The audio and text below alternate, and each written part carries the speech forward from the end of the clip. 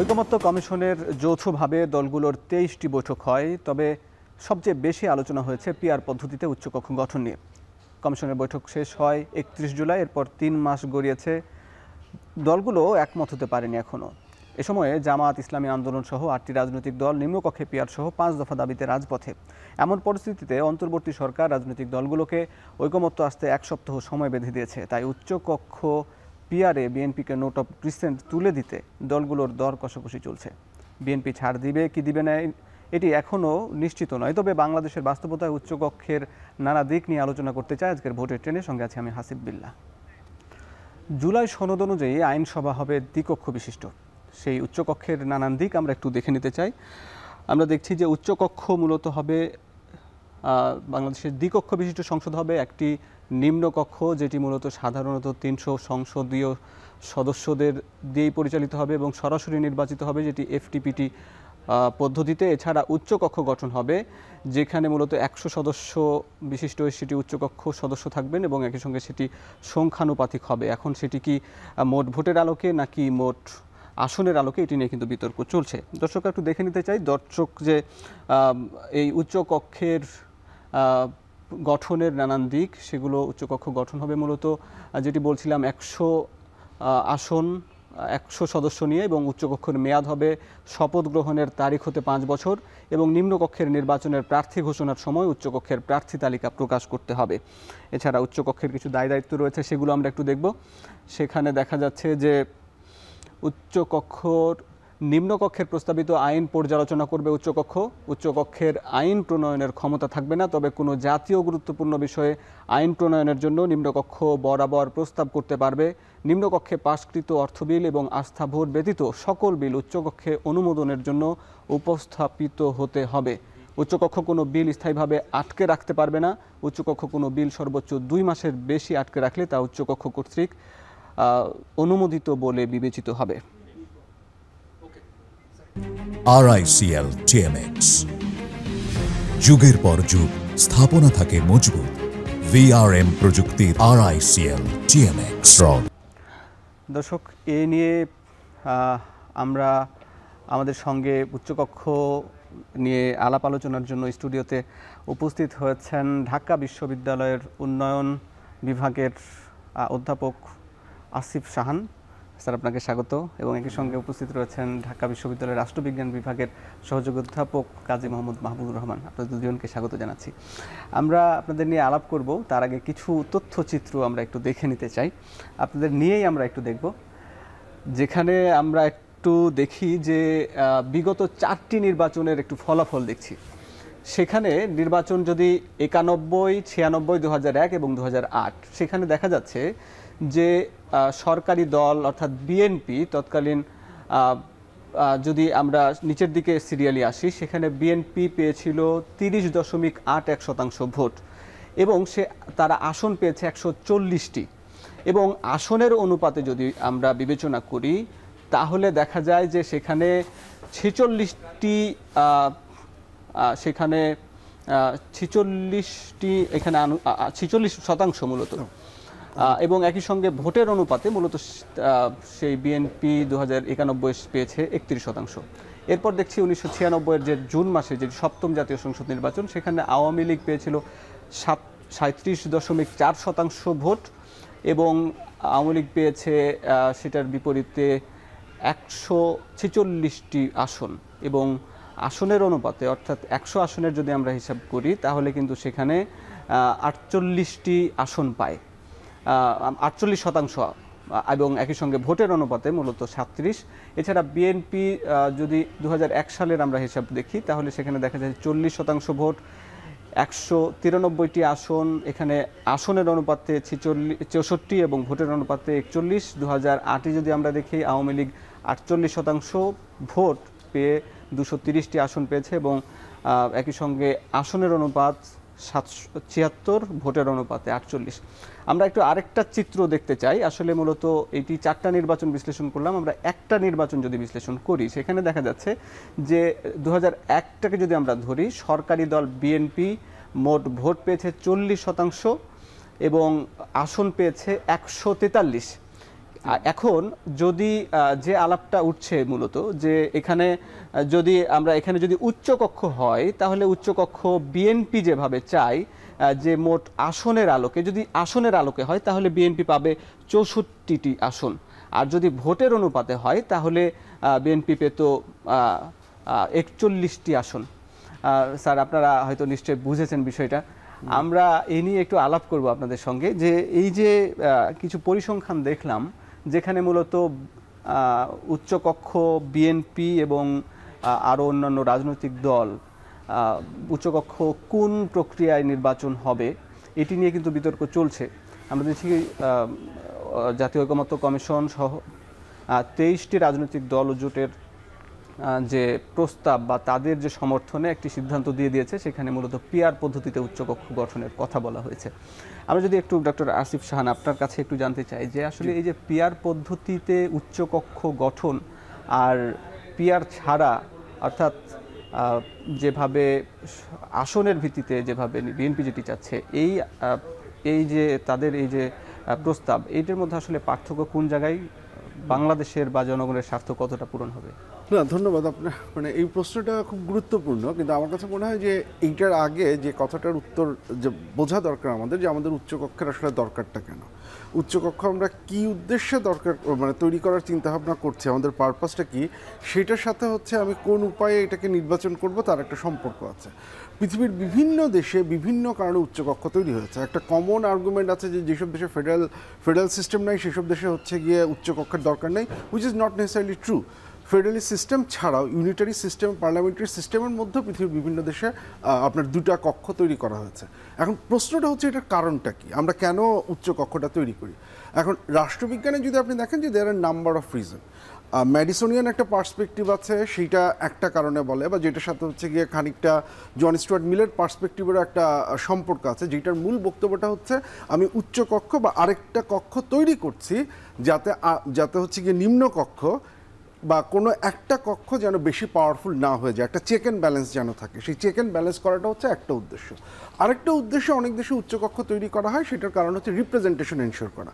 যদি রাষ্ট্র অনেক বেশি হেটেরোজেনাস হয় তাহলে যেন হচ্ছে গিয়ে আপনার বিভিন্ন জনগোষ্ঠীর যে মানুষজন আছে তাদের প্রতিনিধিত্ব, কারণ আপনার নিম্নকক্ষ যদি ফার্স্ট পাস দ্য পোস্ট পদ্ধতিতে হয় তাহলে সেখানে হয়তো হচ্ছে গিয়ে আপনার এই জনগোষ্ঠীর প্রতিনিধিত্ব থাকবে না। সেই প্রতিনিধিত্ব নিশ্চিত করার জন্য আমরা অনেক সময় উচ্চকক্ষ করি।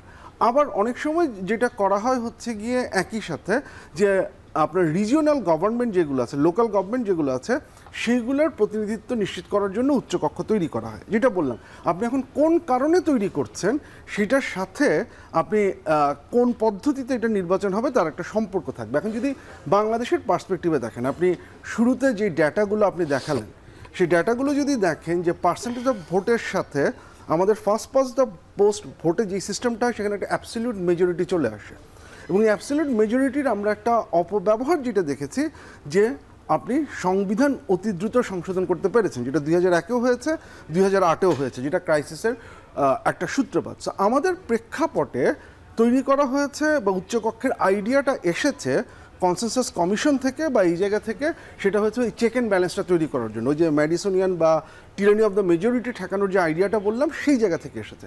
এখন যদি সেই জায়গা থেকে আসি তাহলে ভোটটা তাহলে এইরকমই হওয়া উচিত, প্রপোর্শনাল রিপ্রেজেন্টেশন যেটা নিশ্চিত করছে যে নিম্নকক্ষে যারা সংখ্যাগরিষ্ঠ তারাই উচ্চকক্ষে সংখ্যাগরিষ্ঠ হবেনি, সেইটার হচ্ছে গিয়ে নিশ্চয়তা এটা দিচ্ছে না।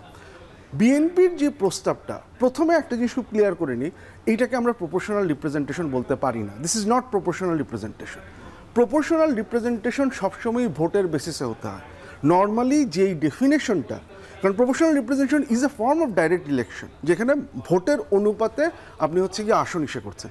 যদি সিটের অনুপাতে করেন তাহলে সেটা কিন্তু হচ্ছে গিয়ে সিটের বা একটা রাজনৈতিক দলের স্ট্রেংথ কতখানি সেইটার রিফ্লেকশন, তার ভোটের পার্সেন্টেজের রিফ্লেকশন না। যেহেতু ভোটের পার্সেন্টেজের রিফ্লেকশন না, সেহেতু সেটাকে আমরা প্রপোর্শনাল রিপ্রেজেন্টেশন বলতে পারি না। ওইটা যেটা করে, আপনি যদি যেটা দেখালেন এখানে, তাহলে উচ্চকক্ষ আর নিম্নকক্ষ এই দুটোর মধ্যে গঠনগত কোনো পার্থক্য নেই। নিম্নকক্ষে যারা মেজরিটি, উচ্চকক্ষে সেই মেজরিটি, তাহলে ওই যে চেক অ্যান্ড ব্যালেন্সের জন্য আমরা এটাকে তৈরি করার চেষ্টা করছি, সেই চেক অ্যান্ড ব্যালেন্সটা আমরা এখানে নিশ্চিত করতে পারছি চেক অ্যান্ড ব্যালেন্স নিশ্চিত হচ্ছে না। আমি একটু কাজী মাহবুব স্যারের কাছ থেকে একটু শুনতে চাই, যেখানে নিম্নকক্ষের যদি প্রতিচ্ছবি যদি উচ্চকক্ষে হয়, যেভাবে আসলে বিএনপি যেভাবে চায় যে আসনের ভিত্তিতে, তাহলে কি আসলে এই উচ্চকক্ষ দিয়ে যে লক্ষ্য উদ্দেশ্য অর্জন করা সম্ভব, আসলে সেটা কি আসলে হয়? আপনাকে ধন্যবাদ। প্রথমত হলো যে আলোচনাটা উচ্চকক্ষ কেন প্রয়োজন, আসলে এই আলোচনা না গিয়ে কিন্তু আপনার দ্বিতীয় প্রশ্নের উত্তর দেওয়া যায় না কোনোভাবেই। এবং বাংলাদেশের প্রেক্ষাপটে কেন প্রয়োজন, উচ্চকক্ষ যে ধারণাটা আসছে, খুব সংক্ষিপ্তভাবেই বলছি যে এটা তো হাউস অফ লর্ডস থেকে এইভাবে আসছে। আসলে তো উচ্চকক্ষের প্রথম ধারণা হাউস অফ লর্ডের। তো এটা কিন্তু কিংসের গ্রেট কাউন্সিল নাম ছিল, জাস্ট কিছু অভিজাত লোকদের একটা সভা, এবং রাজার সাথে তাদের পাওয়ারের যে ক্রাইসিস, এটা সমাধান করতে গিয়ে অভিজাতদের একটা ধ্যান দরবার। এবং একটা পর্যায়ে সেই জায়গা থেকে এটা যেন অভিজাতদের না থাকে, রাজা আর অভিজাতদের মধ্যে বার্গেনিং না থাকে, তাতে কিন্তু আমরা লর্ড থেকে আসলাম কমন্সেও, যেটাকে আমরা নিম্নকক্ষ বলছি এখন।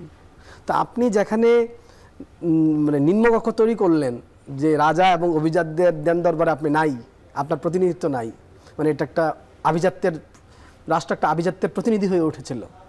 সেখানে আমরা এখন এই নতুন শতাব্দীতে এসে, বা এই যে আমাদের যে সভ্যতার যে কত পরিবর্তন হয়েছে, বার্গেনিংয়ের জায়গাগুলো চেঞ্জ হয়েছে, সেখানে কিন্তু আমরা প্রথমত মানে অনেকেই যে জায়গাগুলো থেকে আর্গুমেন্টটা করেন, সেই জায়গা থেকে কিন্তু এই আর্গুমেন্টটা করা যায় না। উচ্চকক্ষ কিন্তু আসলে আভিজাত্যের প্রতিনিধি। সেই আভিজাত্যের প্রতিনিধির জন্য আজকে যারা নতুন বাংলাদেশ বানাতে চায়, প্রথম কথা আমার এটা, আভিজাত্যের প্রতিনিধি হিসাবে এরকম একটা উচ্চকক্ষের কোনো প্রয়োজন বাংলাদেশে নাই।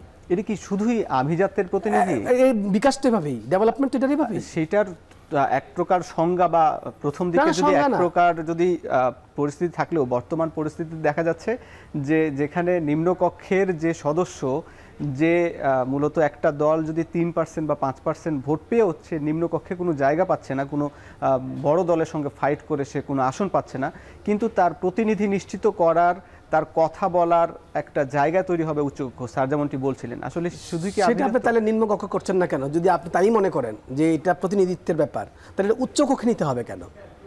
আপনি যদি কমন্সের প্রতিনিধি চান, সাধারণ মানুষের প্রতিনিধি চান, রাষ্ট্রের মালিকানার জায়গাটা কোথায়, নাগরিক রাষ্ট্রের সাথে সম্পর্ক তৈরি হলো কোথায়, কি সামাজিক চুক্তির ভিত্তিতে আমরা রাষ্ট্র তৈরি করলাম, সেখানে তো আপনি এই যে ভোটের কথা বলছেন, মানে ভোটের মাধ্যমে তো এই দুইটা কক্ষ তৈরি করছেন। তো সেই ভোটের মাধ্যমে যখন আপনি দুটো কক্ষ তৈরি করছেন, তখন তো রাষ্ট্রের মালিকানার যে হিস্সা, এটা নাগরিক যে রাষ্ট্রের মালিক, সেটা প্রমাণ হচ্ছে কিন্তু এই দুইটা কক্ষের মাধ্যমে। তো আপনি উপরের কক্ষের তুলনায় তো নিচের কক্ষে নাগরিকের মালিকানা বেশি তৈরি হয়, যদি আপনি তাই মনে করেন, তাহলে আপনি কেন উচ্চকক্ষে যাচ্ছেন? যে কোনো প্রক্রিয়া আপনি উচ্চকক্ষে গেলে কিন্তু নাগরিকের রাষ্ট্রের মালিকানা কমেই, বাড়ে না। এক। দ্বিতীয়ত হলো, আমি যেটা আপনাকে বলছি যে আপনি তো চেকস অ্যান্ড ব্যালেন্সের ভারসাম্যের কথাই বলছেন। ভারসাম্যের যে প্রক্রিয়া বিভিন্ন দেশে বিভিন্ন রকম করেছে, একদম মেজর যেই মানে সংস্কারগুলো আসছে, এর মধ্যে ধরেন আপনি ফ্রান্সে আসছে, আমেরিকায় আসছে, মানে ব্রিটিশ থেকে বের হয়ে যারা সংস্কারগুলো মেজর করেছে। তো আপনি দুইটা সিস্টেমে কিন্তু দুইভাবে, রাষ্ট্রপতির হাতে ক্ষমতা এবং প্রধানমন্ত্রীর হাতে ক্ষমতা, যেটা ফ্রান্সে করা হয়েছে। আবার আমেরিকায় দেখেন আপনি রাষ্ট্রপতি এবং আপনার উচ্চ ও নিম্ন বিচার বিভাগের মধ্যে করা হয়েছে। এখন প্রক্রিয়া কিন্তু দুই রকম দেখছেন আপনি। এখানে আমেরিকাতে কিন্তু করা হয়েছে না, কিন্তু মানে ঠিক আপার হাউসকে কেন্দ্র করে কিন্তু চেকস অ্যান্ড ব্যালেন্সটা করা হয়নি। তো আরও অন্যান্য প্রতিষ্ঠানগুলো যুক্ত করা হয়েছে। এখন আপনি যেই জায়গা থেকে এই চেকসটা আনতে চান, নিয়ন্ত্রণটা আনতে চান, সেই নিয়ন্ত্রণটা কি আপার হাউস আপনাকে ফেসিলিটেট করতে পারবে কিনা? আমরা কিন্তু দেখেন এই যে রাষ্ট্রপতির মাধ্যমে কিন্তু সবগুলো পাবলিক ইউনিভার্সিটি না হোক, অন্তত মানে 73 অধ্যাদেশ অনুযায়ী যারা চলে, তাদের সবাই নিয়োগ কিন্তু রাষ্ট্রপতির অধ্যাদেশে হয়, রাষ্ট্রপতির নির্দেশে হয়। আপনি দেখেন আমরা কি কখনো, মানে সবসময় দেখেছি, ম্যাক্সিমাম সময় দেখেছি যে উপাচার্যরা রাষ্ট্রপতির নির্দেশে বা তার মাধ্যমে অ্যাপয়েন্টমেন্ট হলেও তারা কি আসলে রাজনৈতিক পারপাস সার্ভ করেন না? যতগুলো সাংবিধানিক পদে আছে সবাই তো রাষ্ট্রপতির। তাহলে এই কি হচ্ছে? আপনি কি কোনো চেকস অ্যান্ড ব্যালেন্স করতে পারছেন?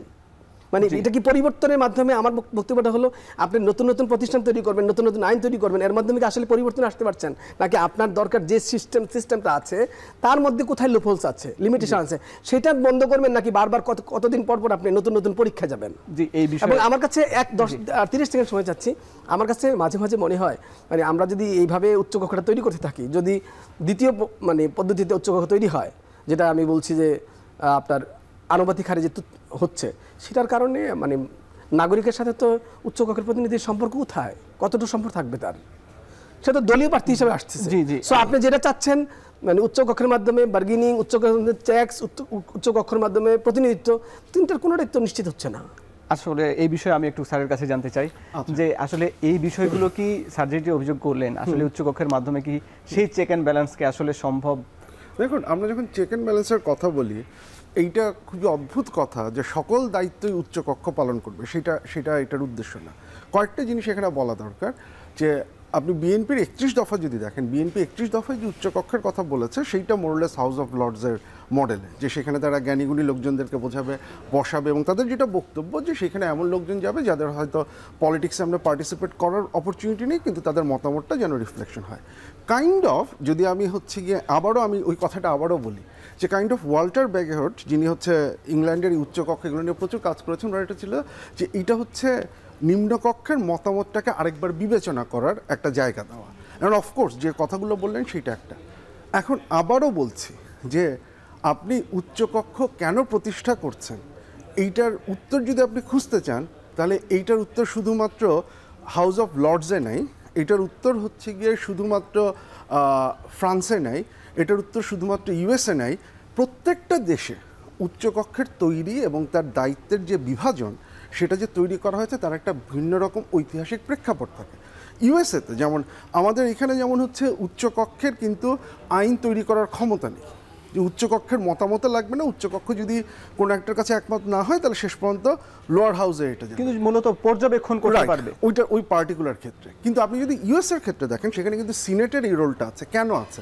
কারণ তাদের ঐতিহাসিক প্রেক্ষাপটে তারা যেহেতু ফেডারেল রাষ্ট্র, সেখানে হচ্ছে গিয়ে আপনার যে অঙ্গরাজ্যগুলো আছে তাদের স্বার্থ, এবং একই সাথে হচ্ছে গিয়ে আপনার এই ফার্স্ট পাস দ্য পোস্ট যারা আছে সেই স্বার্থটা, এই দুটোর মধ্যে একটা সমন্বয়। এখন সেই জায়গা থেকে এসে আমি যদি ইউএসএর কনটেক্সটের কারণে আমি বাংলাদেশে উচ্চকক্ষ বানাবো বা ইংল্যান্ডের অভিজ্ঞতা চিন্তা করে বানাবো, সেইটা আমার মনে হয় ঠিক হয় না। আমাদের ক্ষেত্রে সমস্যাটা কোথায় হয়েছে? আমাদের ক্ষেত্রে উচ্চকক্ষের যে জায়গাটায় নিয়ে আলোচনাটা বারবার এসেছে, যে কারণে আপনি এই জিনিসপত্রগুলো দেখালেন, যে আমরা যেটা দেখেছি যে আমাদের রাজনৈতিক দলগুলোর পাওয়ার কনসেন্ট্রেশনের যে আকাঙ্ক্ষা সেটা তীব্র, সেটা 91 সালেও দেখেছি, 96-তে আমরা দেখেছি কেয়ারটেকার গভর্নমেন্টকে পলিটিসাইজ করার মাধ্যমে, 2001-এ তো সেটাকে ইউজ করে কনস্টিটিউশন চেঞ্জ করা হয়েছে। আমার মনে হয় এই যে পার্টিকুলার একটা প্রবলেম আমরা যেটা ফার্স্ট পাস্ট পোস্ট সিস্টেমে দেখি, যেটাকে আমরা অনেক সময় বলি দ্য ভোট অফ অ্যাঙ্গার, যে মানুষজন আমাদের এন্টি ইনকামবেন্সি ভোট দেওয়ার প্রবণতা বেশি, যেটাকে অনেক সময় বলা হয় ভোট অফ অ্যাঙ্গার। এই অ্যাঙ্গারের কারণে একটা দল বিশাল মাত্রায় জিতে যায় এবং তখন সে সেই ক্ষমতাটা পেয়ে এটাকে চেঞ্জ করে, যেটা আমাদের রাষ্ট্রের একটা ফান্ডামেন্টাল প্রবলেম আমরা দীর্ঘ সময় ধরে লক্ষ্য করেছি। এখন যখন আমরা কনস্টিটিউশনাল ডিজাইনের কোয়েশ্চেনে আসছে, তখন আমরা এই উচ্চ কক্ষকে ব্যবহার করা হচ্ছে এসেনশিয়ালি এই ফান্ডামেন্টাল যে প্রবলেমটা আছে সেটাকে সলভ করার জন্য। আপনি যদি কনস্টিটিউশনাল রিফর্ম কমিশনের প্রথম যে সলিউশনটা সেটা দেখেন, ওনারা কিন্তু সিম্পল মেজরিটিও বলেন এই উচ্চ কক্ষে, ওনারা ওইখানে 2/3 বলেছিলেন। এখন সেটা থেকে সরে আসছেন কারণ বিএনপি 2/3 রাজি হচ্ছিল না। অ্যাটলিস্ট একটা চেক অ্যান্ড ব্যালেন্স হচ্ছে গিয়ে রাখাটা। এবং আবারও এই চেক অ্যান্ড ব্যালেন্সের জন্য উচ্চকক্ষ এবং উচ্চকক্ষের রোল শুধুমাত্র একটা ধাপ।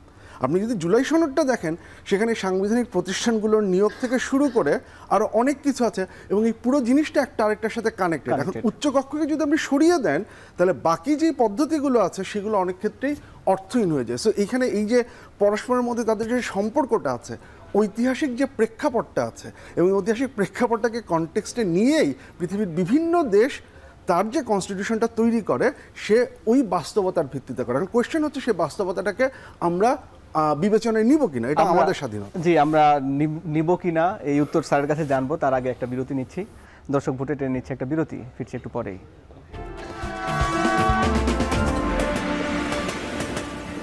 বিরতির পর স্বাগত। দর্শক দেখছেন ভোটের ট্রেন। আমরা এই পর্বে একটু গাজীপুর যেতে চাই। শিল্পনগরী গাজীপুর থেকে যুক্ত হয়েছেন সহকর্মী ইফতেখার রায়হান, তার সঙ্গে রয়েছেন দুজন অতিথি। যুক্ত হয়েছেন শ্রমিক দলের কেন্দ্রীয় কমিটির কার্যকরী সভাপতি ও গাজীপুর 6 আসনের বিএনপির মনোনয়ন প্রত্যাশী জনাব সালাউদ্দিন সরকার এবং গাজীপুর 6 আসন থেকে বাংলাদেশ জামাত ইসলামীর মনোনীত প্রার্থী ডক্টর হাফিজুর রহমান। আমি জানতে চাই ডক্টর ইফতেখার রায়হান, আপনার কাছে আপনার মাধ্যমে সেই বিএনপি এবং জামাতের দুজন প্রার্থীর কাছ থেকে জেনে নিতে চাই ভোটের মাঠ যখন ভোট যখন কাছে আসছে তখন আবার উচ্চকক্ষ পিআর বা এই ব্যাপারে সমাধান হয়নি, প্রার্থীরা বা বিএনপির নেতারা আসলে এবং জামাতের নেতারা কি বলছেন এই বিষয়ে?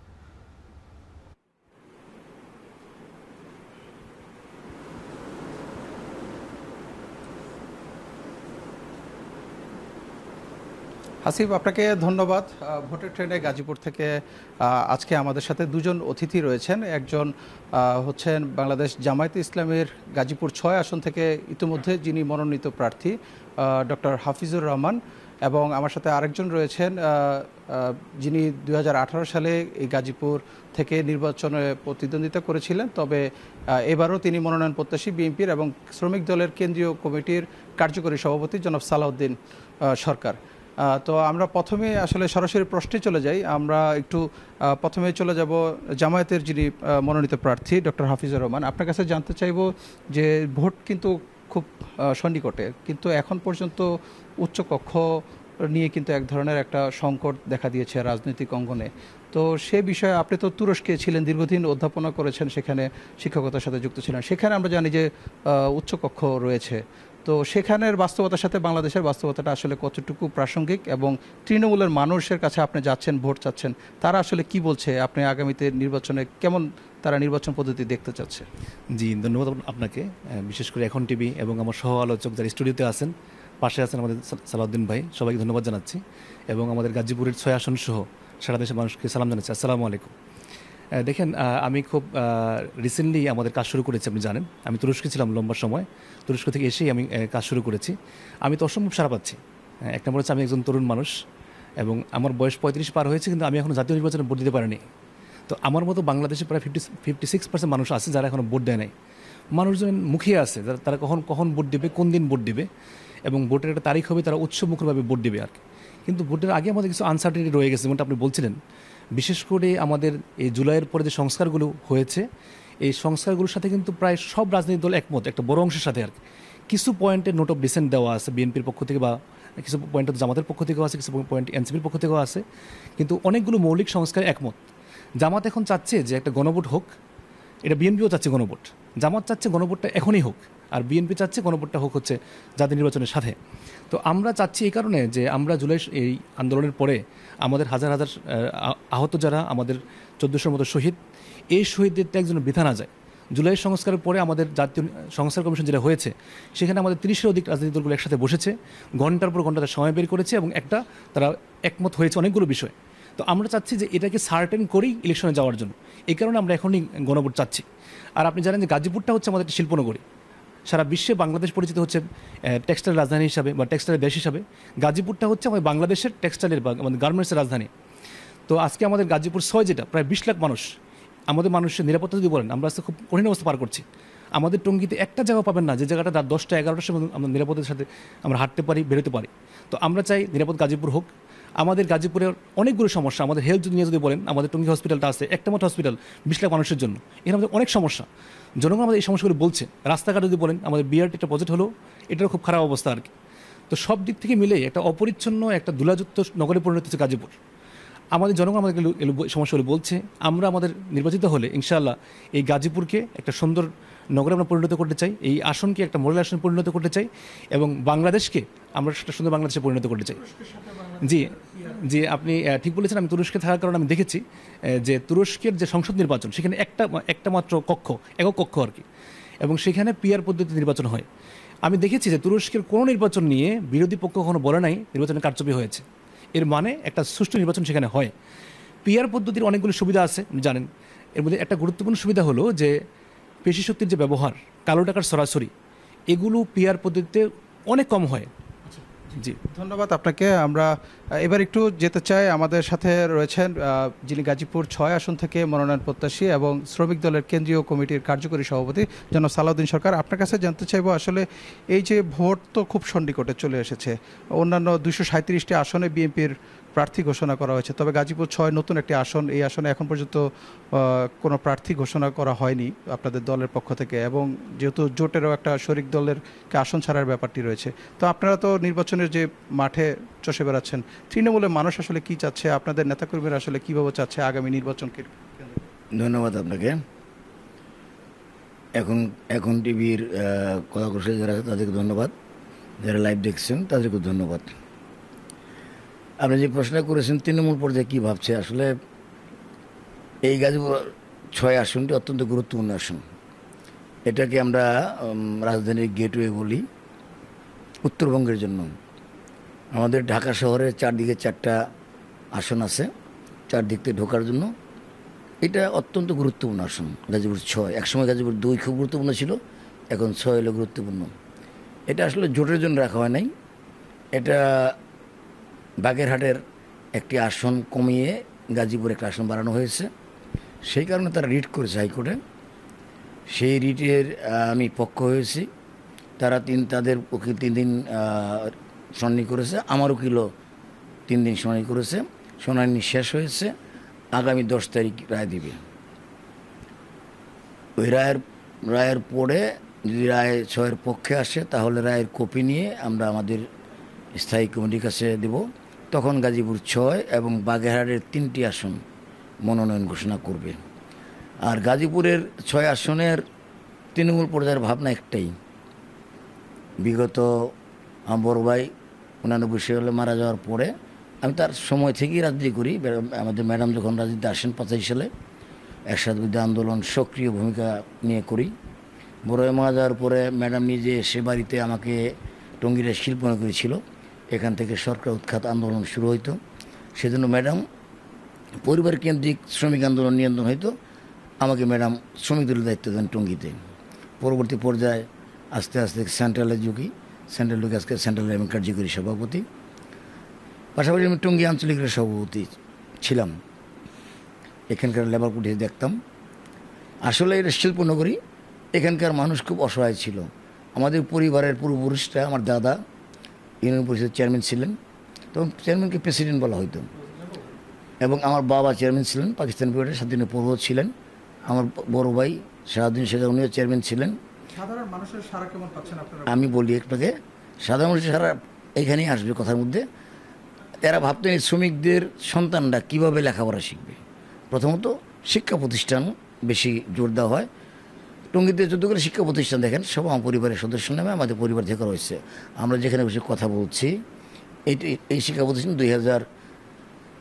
1992 সালে এটা প্রতিষ্ঠা করি আমি নিজে প্রতিষ্ঠাতা। আমি 1 মিনিট শুনুন, 1 মিনিট। আমাদের সময় কম, যে কারণে আসলে আমরা আর সময় এবার আমরা পরবর্তীতে আবারও এক সময় লাইভে আসব এবং আমরা আপনাকে তখন আসলে আপনার কাছ থেকে আরও বিস্তারিত জানবো। আজকে আমাদের কিছুটা সময় কমের হওয়ার কারণে আমরা আর আলোচনা চালিয়ে যেতে পারছি না বলে দুঃখিত। দর্শক, আপনারা শুনছিলেন আসলে যে তৃণমূলের মানুষ আসলে আগামী সংসদ নির্বাচন এবং ভোট নিয়ে কী ভাবছেন। তো গাজীপুর থেকে ভোটের ট্রেনের এই ছিল আমার কাছে সবশেষ। দর্শক, আমরা মূলত জুলাই সনদের যে প্রস্তাব সেখানে উচ্চকক্ষ পিআর এবং সে বিষয়গুলো নিয়ে আমরা আলাপ করছি। আমাদের সঙ্গে 2জন ঢাকা বিশ্ববিদ্যালয়ের শিক্ষক আছেন।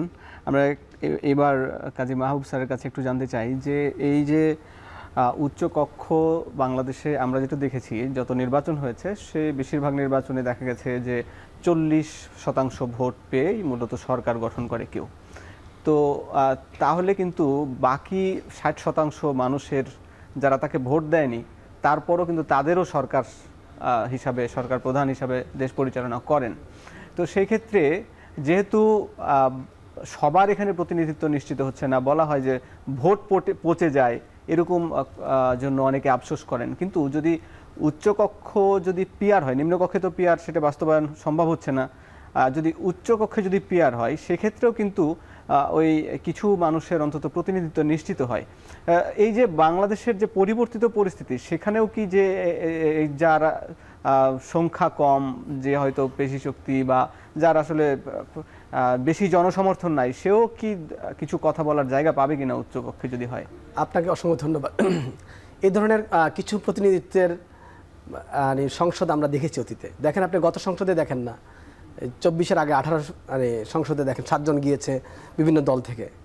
তো এই প্রতিনিধিত্ব দেখতে পেয়েছেন আপনারা। ওখানে সেখানে কি 7 জনের ভয়েস ছিল? এই ভয়েসে কি ইম্প্যাক্ট ফেলেছে? আপনি যদি আরও 5টা দল থেকে 2 জন 3 জন 4 জন 5 জন করে নিয়ে আসেন উচ্চকক্ষে, এর কি ইম্প্যাক্ট ফেলবে যদি রাষ্ট্র অনিয়ন্ত্রিত থাকে? আচ্ছা, আপনাকে আমি বলি, আপনি 1947 সালে শ্রীলঙ্কা উচ্চকক্ষ নিয়েছিল ব্রিটিশ আদলে, 1971 সালে নিজেরা এটাকে পরিত্যাগ করেছে, উচ্চকক্ষ তৈরি করেছে পরবর্তীতে সে নেপাল। আমরা যেখান থেকে মানে স্বাধীনতা অর্জন করেছি, আমরা যে স্বাধীন হয়ে গেলাম, পাকিস্তানে কিন্তু উচ্চকক্ষ আছে। পাকিস্তানের শাসন ব্যবস্থার কি সৌন্দর্য! তা আপনি উচ্চকক্ষ দিয়ে যেই আইনগুলো কোনো বিল পাস হলে বা বিল উত্থাপন হলে সেটা যেমন দেখা যায় তত্ত্বাবধায়ক সরকার কয়েকদিনের একটা শুধু সিদ্ধান্তে, যেটি আসলে খুব বেশি আলোচনা হয় নাই সংসদে, তারপরও কিন্তু একটা সরকার একটা সিদ্ধান্ত নিয়েছে, কিন্তু সেটি আসলে হয়তো নিতে পারতো না যদি উচ্চকক্ষ এরকম কোনো একটা বিষয় থাকতো। আপনার এই উচ্চকক্ষের তো কোনো পাওয়ারই নাই। যে উচ্চকক্ষ আপনি সাজেস্ট করেছেন 2 মাস কোনো বিল ফেলে রাখলে তো এটা কোনো কিছুই করতে পারবে না।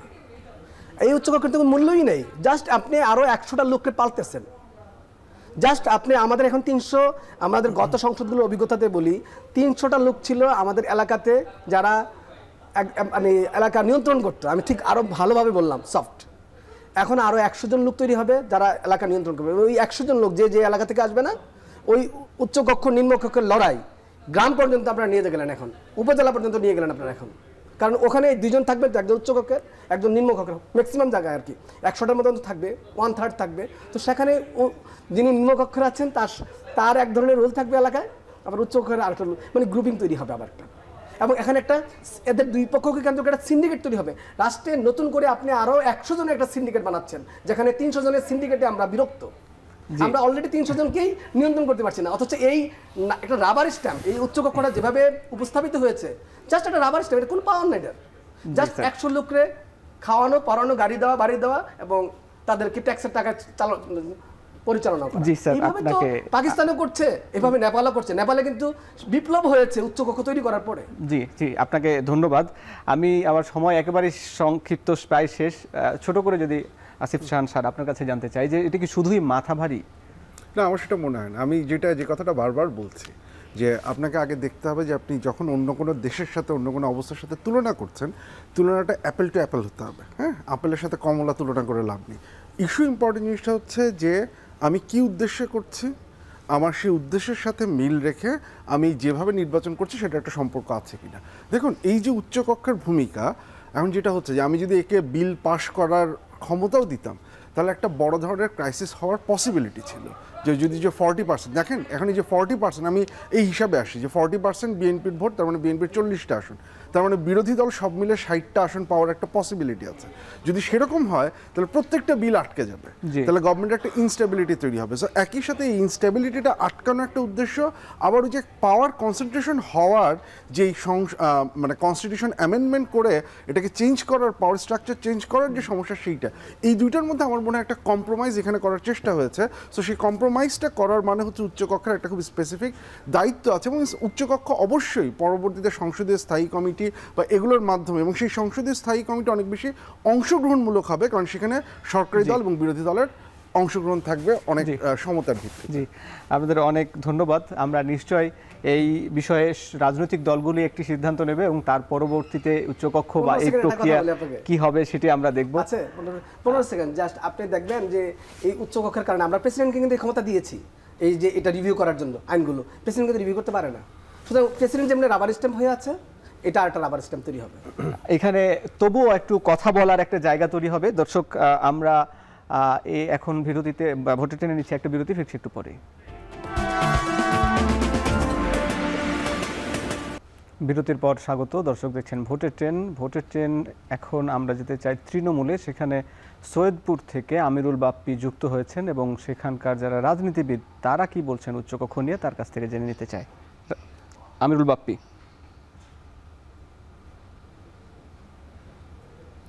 হ্যাঁ নিশ্চয়ই। আমিরুল বাপ্পি, আপনি শুনতে পাচ্ছেন? জি,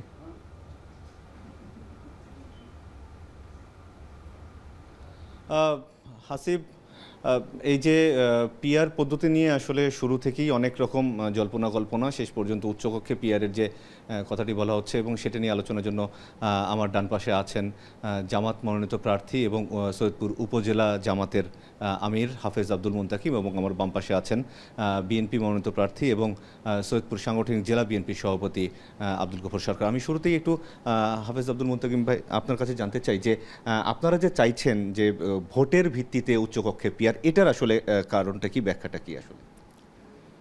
প্রথমে আমি ধন্যবাদ জানাতে চাই এখন টিভির মাধ্যমে নীলফামারী 4 আসনের সকল স্তরের জনগণকে। আজকে ভোটের ট্রেনের উচ্চ কক্ষে পিআর, এটা আমাদের দলের একটি দাবি এবং এই দাবিটি এখন জনগণের দাবিতে পরিণত হয়েছে। যেমনভাবে কেয়ারটেকারের দাবি ছিল এক সময় 91-90-এর দশকে, 80-এর দশকে, সেটি বুঝতে আমাদের সময় লেগেছিল 90-এর দশক পুরোটাই। ঠিক অনুরূপভাবে এখন হয়তো আমাদের বুঝতে সময় লাগলেও আমরা চাই পিআর, এখন জনগণ অনেকেই দাবি করেছে, আমরা তারই ভিত্তিতে এটা চাই। পাশাপাশি আমরা বলতে চাই এই পিআর হলে আমাদের দলের ভিতরে যে আভ্যন্তরীণ যে কোন্দলগুলো হয়ে থাকে এবং ব্যক্তির প্রভাব সৃষ্টি হয়, সেটা থেকে আমরা মুক্তি পাব।